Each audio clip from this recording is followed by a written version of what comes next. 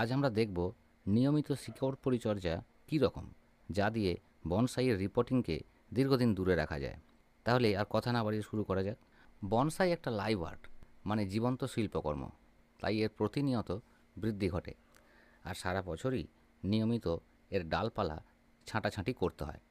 ডালপালার পাশাপাশি এর শিকড়েরও বৃদ্ধি ঘটে, কিন্তু যেহেতু শিকড় থাকে মাটির তলায়, তাই তাকে আমরা সেই অর্থে ঘন ঘন ছাঁটাছাঁটি করতে চাই না, কারণ তাতে গাছটার ক্ষতির সম্ভাবনা থাকে। তাই দেখা যায় 1-1.5 বছর পর যখন গাছের বার বৃদ্ধি কমে যায়, অথবা অন্য কোনো উপসর্গের মাধ্যমে বোঝা যায় যে শিকড়ের অস্বাভাবিক বৃদ্ধি হয়েছে, তখন রিপোর্টিং করি।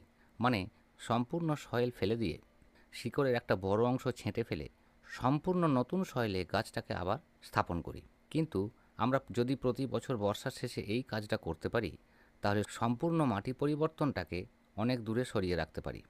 তাতে গাছটার উপর আঘাত কম